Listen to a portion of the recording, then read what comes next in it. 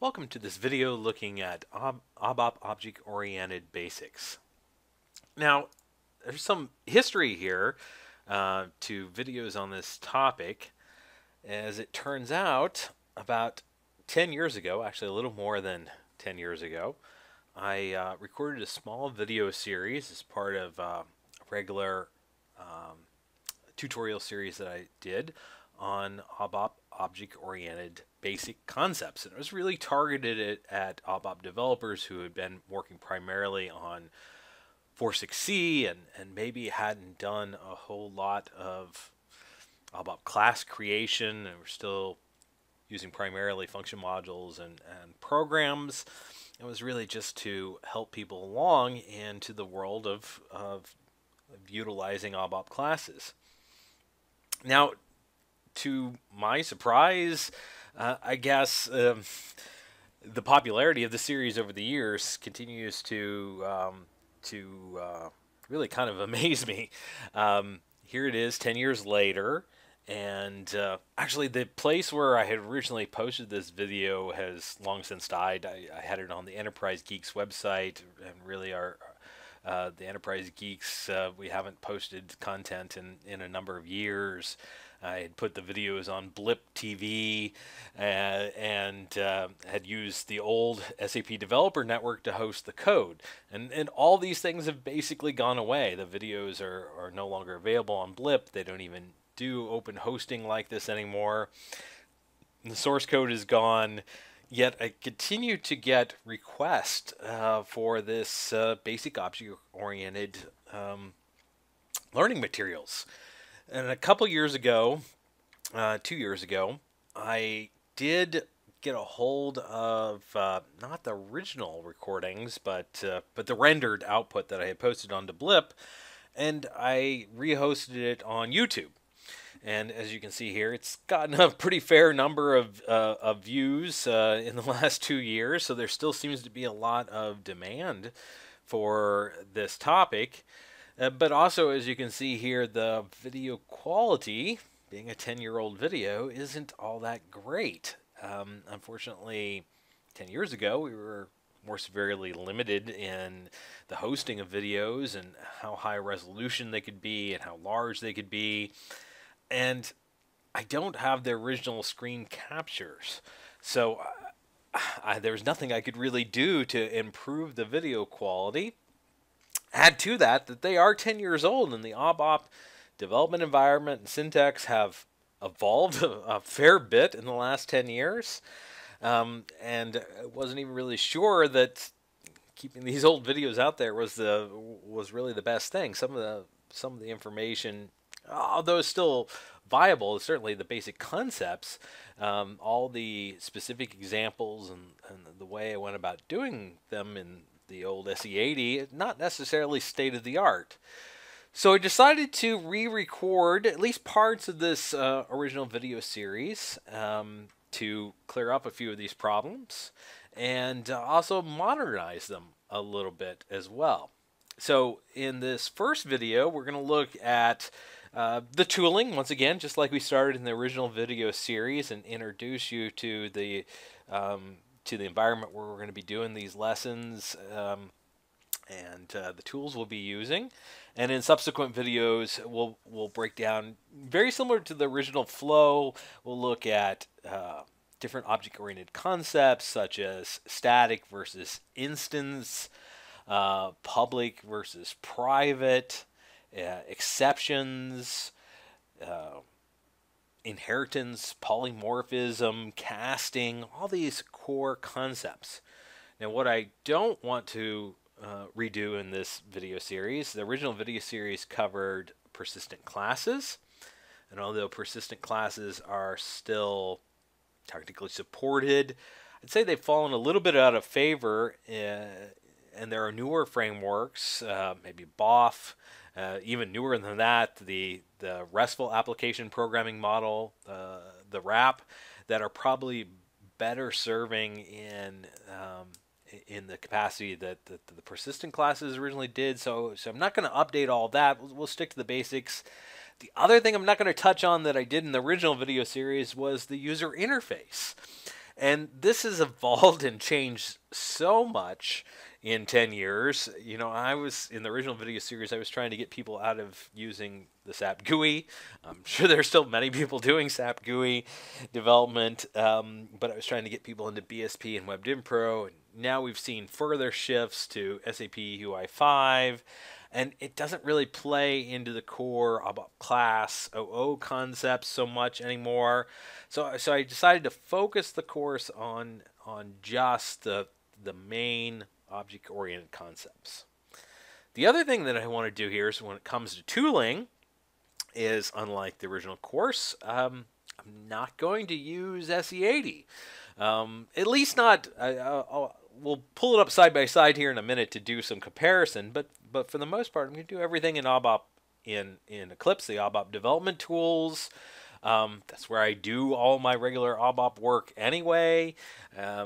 There's really no reason why you shouldn't. And the other factor here is I'm going to do all of the development in Steampunk, or better known as the SAP Cloud Platform ABAP environment. And it has a little different set of syntax and different rules about what's possible. And one of the things it does not allow is it does not allow the SAP GUI. You know, if I come to my system here, which is, as you see here, it is ABAP Cloud Platform, SAP Cloud Platform ABAP environment. And I choose this option and I try to open the SAP GUI, it will tell me SAP GUI is not supported for this system. So that forces us to give up our safety blanket of the good old SAP GUI and SE80 and truly embrace our modern tooling here. That's going to have a couple of other impacts. In my original video series, I used the S-Flight tables. I'm still basically going to use them, but now in the SAP Cloud Platform ABAP environment, there's a new version that you can import in a /DMO for demo namespace. And the main thing that is really different here is the fact that we still have the basic flight table. That's the main one that we used before and will continue to use, but has a different name now. It's flight instead of S-Flight. And if I open this object, you'll see here the types are not different, but just named differently. And the columns, the table columns, are also more descriptive. It's following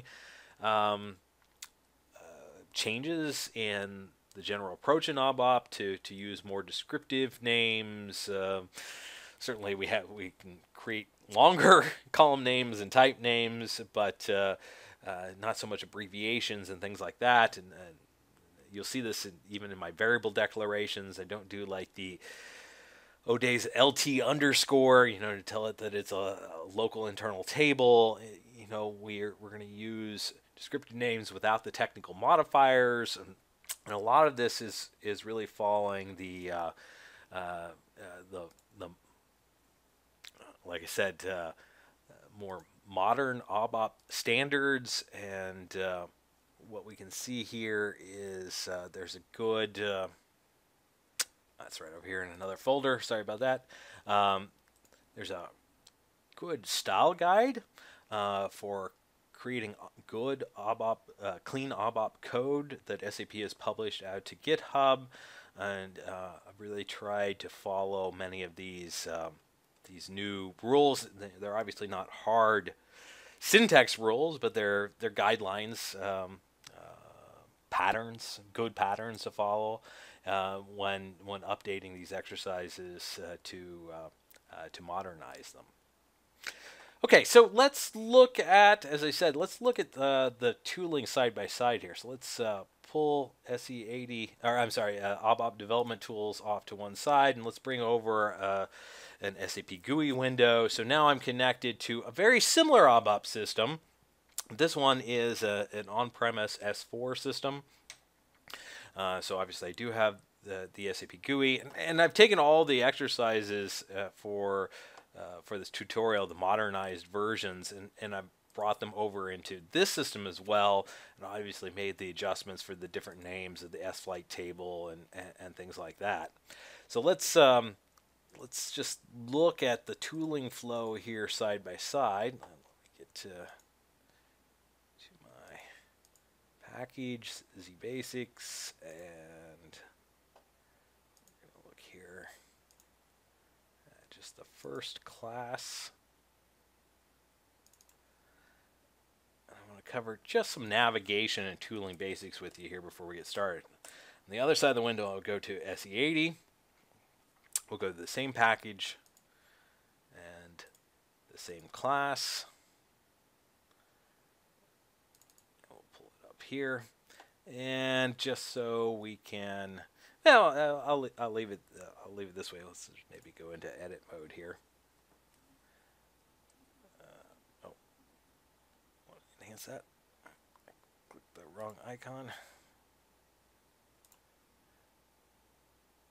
There we are. So there's obvious differences here in the paradigms and approaches.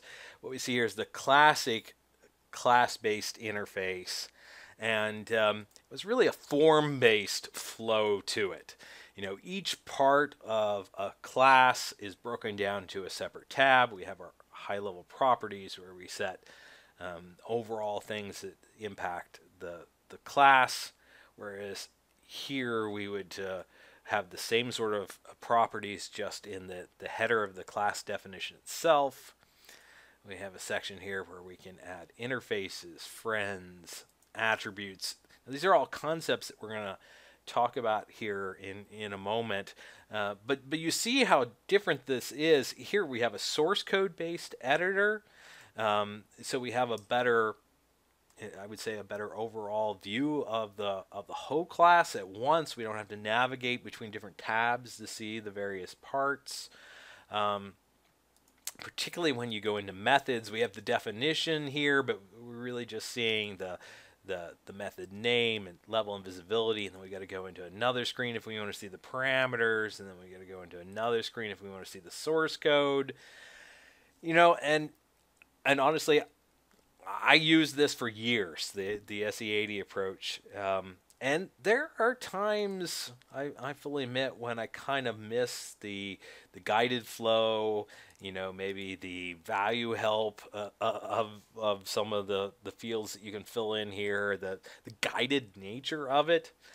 But honestly, once you get used to the source code based approach, I think you find that the ability to navigate more quickly between the different parts and have visibility to the overall flow of the class in really in one unified view, it's a superior way to work. I mean, there's some things you've got to certainly get used to here when it comes to navigation, but I think over time, in particular, compared to just a plain source code editor, there is a lot of navigation helpers here. I mean, we have a class outline that shows us our types, methods, you know, the different parts of the class that we can quickly navigate to. And when I select them in the outline, it's going to position the position in the editor for me. You know, I can go to both the declaration or the implementation of something. So very quick navigation.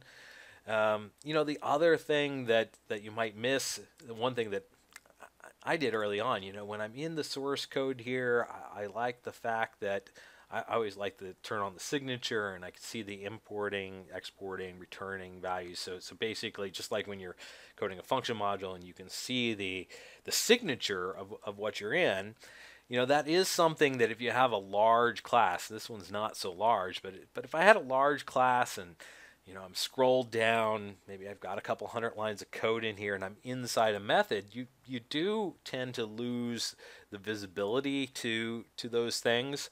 That's where I like the ABAP element info window, and I often do pull it out into a separate window so I can navigate between a few of these other utilities like the properties or the console or the language help. But I always can see the element info, and what you'll see here is when I'm in the element info,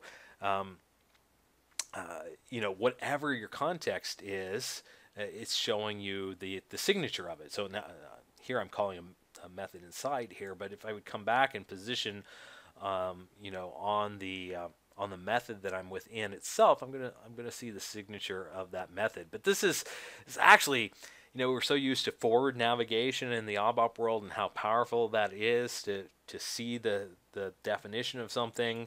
Well, this is like forward navigation without leaving the context of where you are in the editor, just by positioning on the data object or whatever I want in the context. I'm seeing what I would get via forward navigation in this element info. So I would say this is an even superior way of working. So let's go ahead and close down the old SAP GUI. That's really the last time we'll be looking at that, and instead we'll concentrate here on working in the ABAP Development Tools. And I've created a very simple class for this first video, and I don't want to go into a lot of functionality. This is not really doing much of anything here, but it allows us to talk about the different parts of a class, and particularly if you're used to only having worked in function modules, which I hope 10 years later that there aren't that many people that still work in only function modules and don't feel comfortable with classes. But you know, if you're new to the topic, that's okay. So what we want to look at here is the idea that a class really allows us to take different parts of something and that are related and group them together. That's the most important thing. It's a way of consolidating code and more importantly concepts that belong together in the same development object. And we're going to see it has other more technical capabilities here, but that's really the starting point here. Let's group concepts together that belong together. And you know, when you get into it, though, it's not all that different than creating a program or a function module. We have data declarations, we have type declarations. You know, in the past we might have had form routines. We could easily translate those form routines into methods. And I know I'm oversimplifying things here because object-oriented has other concepts that we'll get into in future videos that differentiate it and allow you to go beyond what you can do in function modules or classes. But fundamentally, at its core, there's really nothing in the function module or the old program that you can't structure in a similar way in a class. So for instance, instead of a function module to perform something, to take some input and then pass out some resulting value to the caller, I can have a method being a block of code that I want to execute as part of my class. And what we see here, we define the signature of this particular method. We have importing, and in this case, a returning value. Returning value is like an exporting value. We can have exporting values if we need to return, if we need to send back out multiple values. But a returning value is kind of special. You can only have one of them, but it allows us to call our methods in such a way that we can put the results directly back into something else and call it in a functional style, as it's referred to. So returning is something that's been part of ABAP Object-Oriented for a very long time. But with the improvements in ABAP syntax and the more functional writing style of calling methods, we see it has become really very much a much more standard part of, much more common pattern that you would have a returning parameter. So this very simple example here, we are creating a table type, just a standard table type of type string, really very simple. An internal table, here we would call that an attribute. An attribute is just any type of data object, data declaration that is part of our class. And we have our method. It's going to take a string in and it's going to return a string. And this is a very simple class. It's really not doing anything at all. It's simply taking the import parameter and it's copying it into this returning export parameter, so that when we run this class and we pass in any string, it's just going to output exactly what we passed into it. So it really serves no purpose other than to demonstrate the core mechanics of the environment. Okay, so I wanted to keep it very simple so that we don't get too hung up here on concepts, so we can focus on tooling first and then get into concepts later. But the one thing I do want to point out, the other major difference here, in the past we might have tested our class using a program. In the original video series that I did, I wrote little programs with like select options and starter selection and stuff like that obviously did an output to the SAP GUI. But I can't do that in the ABAP, in the SAP Cloud Platform ABAP environment. There is no SAP GUI connection, so I can't test the class directly. I can't do an F8 to run it directly. There's no class editor, no class tester like we had in the SAP GUI. I can create a program, but it's not going to be able to output anything to the screen. So there's actually a new way of doing things. We have an ABAP Console. This is a new feature. It can be used both in the cloud edition and it can be used in the on-premise edition. And we have a new interface that can be added to your class. An interface, and this is a powerful concept, but forces us to get into some of the OO concepts maybe a little earlier than we want to.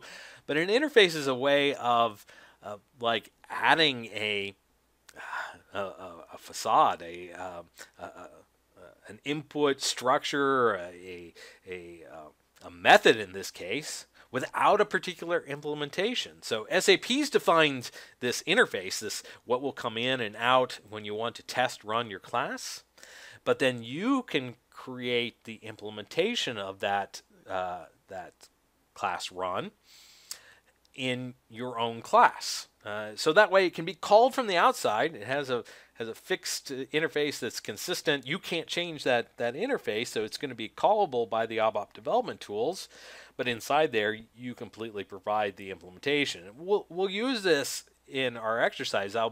You'll see here in our later exercise, I break out into a separate tester class instead of a separate tester program like we had before. And as long as you implement this interface, you just add the interface. And if I didn't have an implementation of it, I'll just show you this. It would show you, hey, the implementation is missing. This is the other thing that's really nice about the Eclipse-based development tools. There's a lot of these quick fix type things. So for instance, we can add an implementation and it'll put the implementation in for us. So if you're missing some of the convenience features of the old form-based editor, a lot of them are here. There's just different ways to go about getting to them. So I'll take that out because we already have an implementation here. Oh. And we'll just rename that to go back. Of course, we still activate our classes like normal. But now I can either press F9 or I can say run as, and you can say ABAP Application Console, and it will run and directly output its results to the console. So instead of the old write statement, we just have a method of another class that's being passed in, the output class, and then we say write, and it's gonna work like an old list report, but in a modern environment here that has no connection or tie to the SAP GUI.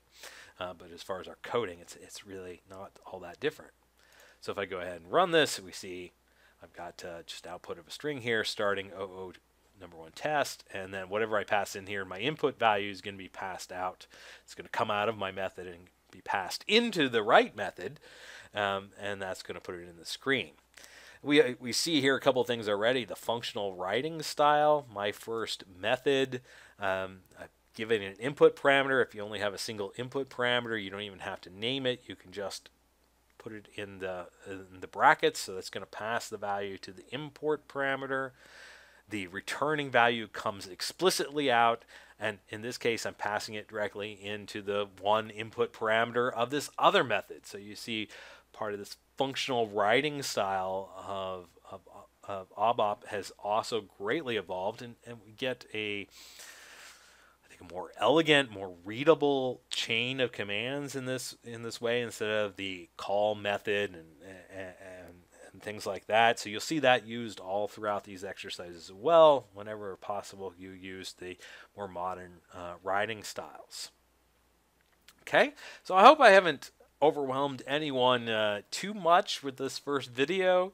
In subsequent videos, we're going to go into more of the concepts that differentiate object-oriented. But if you are an ABAP developer who has primarily used SAP GUI, programs, function modules, maybe you're still a little reluctant to move into the OO world, I hope this helps you begin that journey to both the ABAP development tools in Eclipse, but also starting your journey into utilizing ABAP OO, and we'll go deeper into more concepts in the subsequent videos.